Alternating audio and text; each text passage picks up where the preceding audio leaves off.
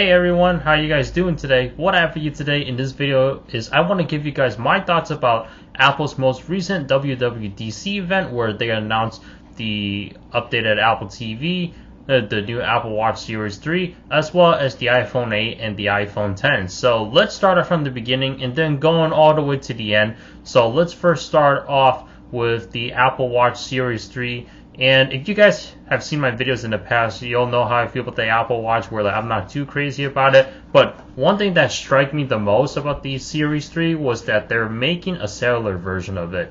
So it's going to contain antennas in there to work with your cell phone carriers, AT&T, Verizon, Sprint, T-Mobile, and then for foreign countries, whatever carriers they make it available on, which is pretty interesting to me. However, one thing that I'm a little bit confused on is while it does let you have internet access through a carrier's network, it still kind of needs to tie in with your phone number that is on your iPhone, which I was thinking that for something like this, it would be something like the iPad, where you buy a cellular version of the iPad and you apply for a subscription to a carrier of your choice and pay for a data plan that way. So the Apple Watch, I'm not 100% sure why they wanted to go this route. I mean, obviously not just for internet capabilities, but to help out with like the workout activities, etc. I'm still trying to figure out like how it all works together. Don't get me wrong, it's pretty sweet, especially since that you can just take a phone call right there from your watch itself. But then again, like now I wonder if this is meant to be like a separate cell phone choice from Apple, or if this is basically so that way you're paying for a data plan on the Apple Watch but still have it connected to your phone somehow, so that way you don't have to take your iPhone with you, and you just basically take your watch and then make phone calls that way. So I kind of wonder if this is going to involve call forwarding, where you can have your calls forwarded to your Apple Watch. Not 100% sure how that's going to work, but I'm pretty sure that if any of you were to buy this watch, then you guys try it out, the answers will definitely come right there. So other than that, Apple has made some enhancements within the Watch OS operating system itself, and they did some updates to it for like general and basically so that way the Apple Watch meets your personality more, as well as fitness for those of you guys who definitely want to work out. So that's my thoughts about the Watch Series 3. I mean, it's getting a little bit exciting right now, but still not the kind of device that I'd be looking for in myself. So next, let's talk about the Apple TV 4K. So yes, it is going to have 4K capability, meaning that it'll play 4K movies or content. What's nice is that for any of you that has already purchased an HD version of a particular content, you're automatically upgraded to the 4K version, which is pretty sweet, and you're upgraded for free. Now, picture quality didn't do it justice for me when Apple was demonstrating it, because obviously it's on camera. You can't see the full clarity until you see it in person. But I will say, comparing 4K content to 1080p content, you can definitely see a difference right there. And this, you just have to see in person. And Apple TV is one of those media stream devices, or for like media entertainment. This basically like eliminates like the DVD players and the VCRs back in the day. But in addition, you're able to stream content through the internet, which is pretty neat. Again, you know, this is one of those devices where I don't have myself and don't have a need for it, because one thing's first, I have my Xbox One S and I can go on YouTube just like that and play my YouTube videos that way. Also, it's a gaming console as well, so I don't need to have the Apple TV to play games with it, even though they have that capability right now. But the games are a lot different compared to what you'll find on some of the gaming consoles out there. But it depends on personal preference. For me, this is what I prefer.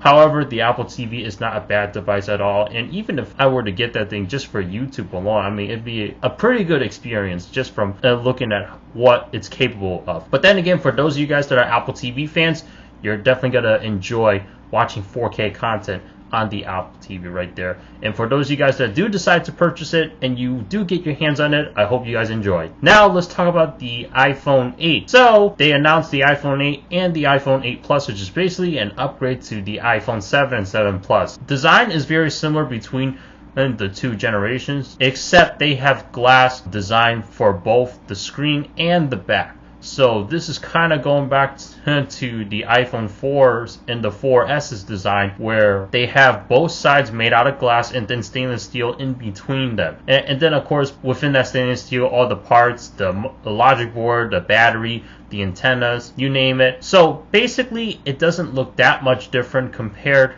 to the iPhone 7 and 7 Plus. However, it does have a little bit more power with the A11 Bionic chip, so we should be seeing like some high performance right there. Now, of course, iOS operating system, it depends on which one you prefer. You prefer that or you prefer Android. You like Apple's ecosystem, you don't. So those are like the key differences on what will make you get in terms of what kind of smartphone that best fits for you. I will say the iPhone 8 and the 8 Plus, while they are very similar to the 7 and the 7 Plus, and it may not seem that drastic, they're not bad devices anyway. And I'm 100% sure that Apple is going to be able to sell a ton of those, because some people may prefer that design versus the iPhone 10, where you don't have a physical home button. And let me get straight into the iPhone 10 right now, so that way I can let you know my thoughts in between the two devices right there. Because I would say that the iPhone 10 and the iPhone 8 were the biggest announcements out of this event right here. Now, in terms of the iPhone 10, it is completely different compared to every iPhone that has been out there so far. While iPhones over the years typically started looking different and they had design changes, I feel like they've always looked similar. For instance, they have the familiar screen on the front. You know, it doesn't matter which size it is. But until 2017, they've always had the iPhones where you have a home button at the bottom, you have a speaker at the top, and they started implementing the front-facing camera on the iPhone 4. But even without the front-facing camera, the iPhone still kind of looked the same. And then, of course, the back, you got the cameras, and basically whichever material you have for the back right here. And then, of course, the sides, you always have the vibrate switch, the volume buttons. Then you have the charging port with the headphone jack. And actually, you know, now the iPhone 7, 8, and the 10 don't have the headphone jack anymore. So iPhones always look the same. The only key difference is, I would say, up until the iPhone 6 is when they move the sleep wake button to the side right here. So that's like the only key difference that was very minor until they came up with the iPhone 10. The iPhone 10 does not look anything like this, really. I mean, this is my iPhone 5 right here, but if you take this, compare it to the 7 and the 8, while it does look different, they're very similar in design-wise, because Apple kind of kept the same design throughout the years. Now with the iPhone 10, you don't have a physical home button. You don't have like the flat design almost. I mean, it's an edge-to-edge display, operates a little bit differently. You don't have Touch ID on it. You have Face ID instead. The only thing I would say that looks very similar is the back of the phone, but when you look at it on the front, it's like completely different. You don't have bezels anymore. I just realized that because when you turn your screen on, just from me looking at my screen right here, we don't have bezels anymore. So your home screen is going to be going all the way up here, and then you're going to notice that it kind of curves a little bit because of the earpiece speaker right here. This is the first iPhone where it definitely looks a lot different compared to its predecessors back in the day. So back in the day was Apple's history of the iPhones, and when you look back at them, they look very similar, even though they're different at the same time. But this was innovation on Apple's part right there. So I must say, while some people were complaining about Apple not innovating as rapidly as they used to be, I will say with the iPhone 10, they definitely got back on that game. One thing that I still feel like they need to work on innovating on is the operating system. Yeah, iOS 11 looks pretty slick, and it's definitely gotten some useful updates. It still looks kind of similar. And when I look at the Note 8 versus my Note 4 in terms of the operating system, I mean, yeah, they're two different versions of Android. I still feel like on the Note 8, it seems like they were still able to innovate. While iOS, yeah, they've made some updates to it, but it still kind of looks the same, and it still kind of operates the same. I just haven't seen that key difference yet when it comes to the operating system. However, is that going to stop people from buying the iPhone? Of course not. Even, you know, with me, sometimes I might even consider switching back to an iPhone. But part of me is still results back to Android. It depends on personal preference, and I will say the iPhone 10 looks slick, and with the dual camera lens on the back, a 5.8 inch screen. It's 0.1 inches bigger than the Note 8, but it's got like no bezel on it. I mean, that's one thing that really impressed me. Although it still wouldn't be my phone of choice as of now. The iPhone 10, you basically have to take the phone up, let it show your face, and then your phone wakes up right there. Or I'm assuming you can also press the sleep wake button. I can't recall if when you do the gesture down here and you swipe it up, if that'll wake up your screen as well, because that's basically like you're pushing on the home button right here. When you need to exit an app, you have to slide your finger up on the screen to get back to the home screen, or you slide it halfway to get to multitasking. So I mean, I will say this was Apple's innovation right here. This wouldn't be my top choice of phone, like I said before, because I'm still keen to Android. However, it'll be interesting to see how it works when people get their hands on this. So other than that, Apple's biggest innovation was the iPhone 10, I would have to say. And yes, they've released other products right here and there.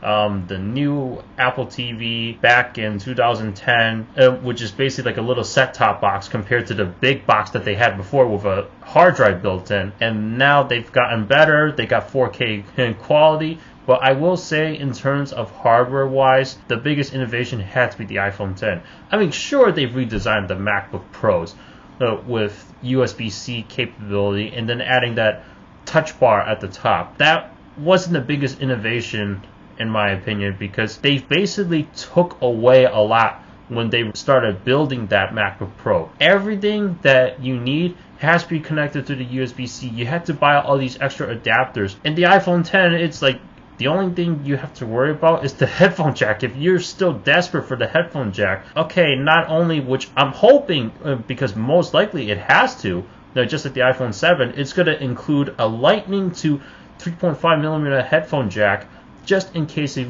you want to use your standalone 3.5mm headphones instead of using the Lightning headphones. So that's basically all I have to say. I'd say my favorite part about this event has to be the iPhone 10, 100%. The iPhone 8 and the 8 Plus looks good as well, but that's like an old style, in my opinion, of Apple. We've been waiting to see Apple innovate for a long time, and I mean drastically. I would say since the iPhone 4, because that was when they had the biggest innovation. Then after that, it looks like people kind of lost interest and then were going in other ways. I mean, me, myself included.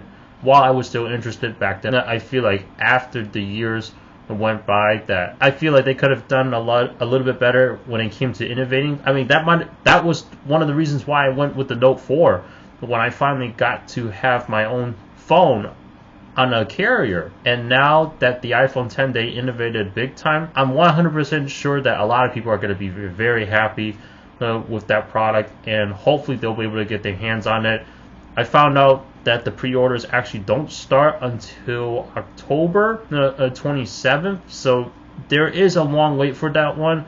But the 8 and the 8 Plus, the pre-orders will start very soon. It'll start tomorrow. Other than that, for those of you guys that want the iPhone 10, you have one more month left, or two, in case that they're going to release it in sometime in November. I was wondering how come they didn't mention anything about the pre-orders in the WWDC event, and I just realized when they create like a new product, they have to go through like FCC approval and things like that. So I'm assuming that's what they have to do. That's why the release of the iPhone 10 is delayed compared to the iPhone 8 and 8 Plus. And for those of you guys that still want to stick with the old design of Apple, and you know, the 8 and the 8 Plus is a great alternative if you don't want to deal with the iPhone 10 having the edge-test display, having the screen take up where the bezel used to be, not having a physical home button. If that phone is not for you, 100% sure you will be happy with the 8 and the 8 Plus if you want to stay on Apple's ecosystem. Otherwise, feel free to look around. See what other platforms out there. So what do you guys think about this? What was your favorite part in Apple's event, and will you be getting any of these products? Leave a comment down below. Thank you so much for watching. If you like this video, go ahead and give it a thumbs up. Also, if you want to check out my social media links, please check out the description below for Twitter and Instagram. I'll see you in the next one. Take care, everybody.